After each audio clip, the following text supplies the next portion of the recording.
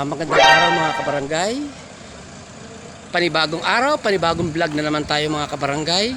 At dahil ngayong araw na ito, ang araw ng paghahatid natin sa ating mga evacuees na nagmula sa Mahabang Buhangin. So, minabuti ng ating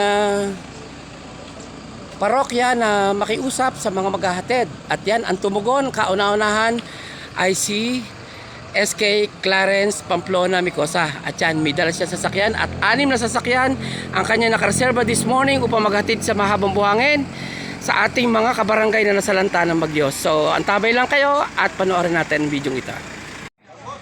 At kasalukuyan ang kinakausap ng ating Konsehal Clarence Micosa ang ating mga evacuees na dadalhin doon at ibabalik sa evacuation center or doon sa area nila mismo sa Mahabang Buhangin. So iniempake na at naghahanda na ang ating mga evacuees for today's video this morning at kasama natin ang Team Micosa upang ihatid ang ating mga evacuees at sasama tayo mga kabarangay sa paghahatid para makita natin yung lugar kung saan nasalanta at may pagkakataon tayo makuna ng footage yung area kung saan nangyari yung trahedya ng bagyong Christine.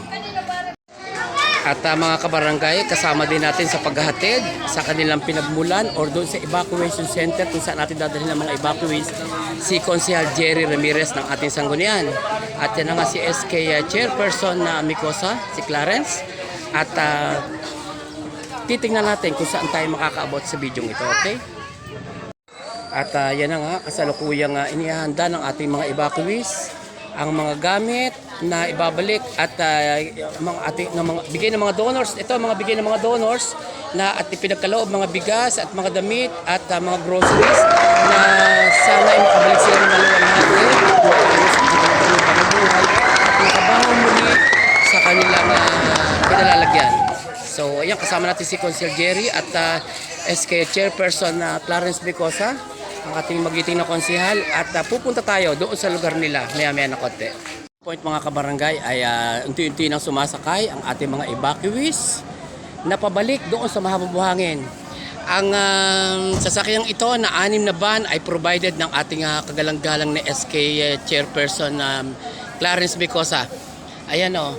Ang mga sasakyang yan ay provided niya at ihahatid natin ang mga evacuees from Mahabang Buhangin doon sa lugar sa Pangpang kung saan sila sasakay muli ng bangka at babalik sa kanila. Dala-dala ang mga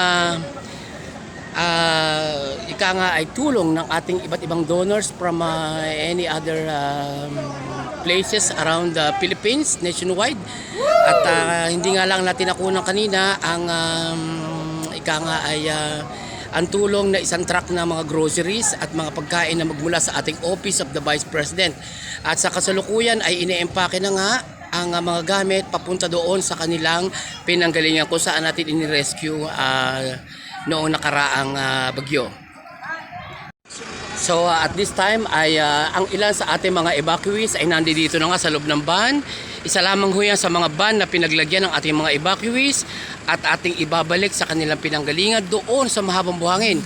Kung may pagkakataon tayo makunan yung coverage doon sa mga nag-comment, kung hindi natin makukunan na hindi ba natin pwede kunan yung area ng calamity area, ay titingnan natin kung may magagawa tayo ng paraan na may coverage ho yung area, okay? So, inirescue natin silang kakaunti ang gagautan ay nung ating ibabalik ay iyan.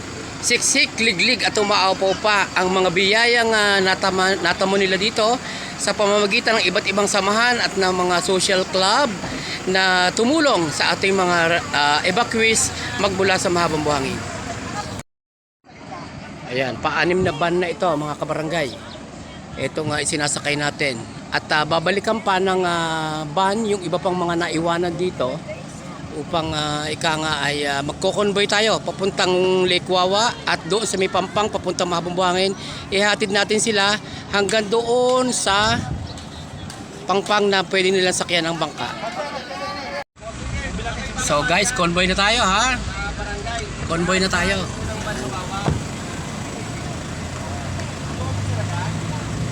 Yan na nga yung 6 na na van na makahatid. convoy na tayo. Isang tripod kahit medyo magalaw ang ating ginamit. Dahil hindi magkakasunod sa bibintana. Convoy na muna tayo.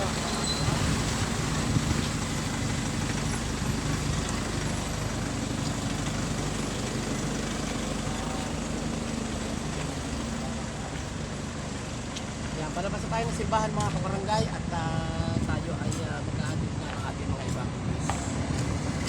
So, hanggang doon sa may Pampang, ang tabay lang kayo. Ayan, kasalukuyan tayo lumalampas sa ating malili gym na wasak na wasak ang bubong. Alright, nandito na tayo sa playa kung saan natin inihatid ang ating mga evacuees. At yan na nga yung convoy. Yan na nga yung convoy.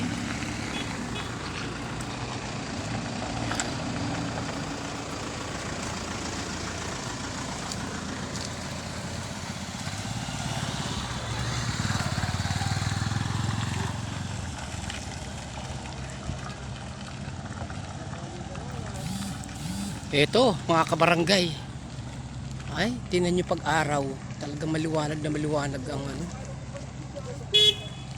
Maliwanag na maliwanag.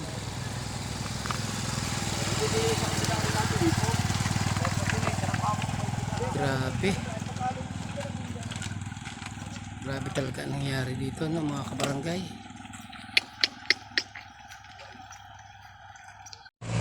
At kasalukuyan pa rin kiniklear yung area. Kasalukuyan pa rin kiniklear yung area. Nasugagaan din natin ang ating mga kabarangay dito sa Balile na narito pala sa dagat. Nakaw! Yan o! Nanguhuli ng isda! Namimingwit! Kari mo na maiulam pa ba? Saan kang agad? Doong ang isda diga? Tingnan nyo naman yan mga kabarangay. Ay, ang lalaking puno nito, tibag. Sipin nyo nga dito sa may wawang buot pa rin. Hindi ko lang nakunan no isang araw at medyo gabi na ho tayo. Ayan natin nyo. Ay, gaano kalaki ho ng ito, ugat na ito ng punong kahoy. Mantakin nyo ho yan. Ay, tingnan nyo ang laki. Ay, bunot ho timo. Sa lakas ng hangin ho. Ang laki niyan. Zoom natin ng konti. Pero laki niya ng ugat. Nadala ng bagyo. Tingnan ninyo ang mga pinutol na mga punong kahoy dito. Grabe. Talagang hindi mawari. Grabe ho talaga nangyari ng nagdaang bagyo. Sa lalaki ho ng ugat na ito ay talagang... Marami na akong like sa'yo. Oo nga. Thank you. Tingnan nyo naman. Ay. Grabe no ho. At yan ang tulay ng ano. Dito sa may duluhang malapit sa duluhan pala. Ayan ho. Grabe. Ang pangyayari na ganap dito mga kabarangay. Super. Tingnan nyo ho kung gaano sila nawas out. Paano pa yung mahabang buhangin? Ito hindi sa may Lake Wawa palaang. Paano pa ho yung mahabang buhangin? Tingnan nyo, isipin nyo naman. Ito yung sa Lake Wawa palaang. Yung mahabang buhangin na pag wala ho tayong pagkakataong mapuntahan ngayon, hindi ho natin mapupuntahan. Yan, dito pala ang ho sa Lake Wawa, sa may playa. What else yung mahabang buhangin pa ho? Tingnan niyo naman ay, ang tubig hanggang dito. Grabe.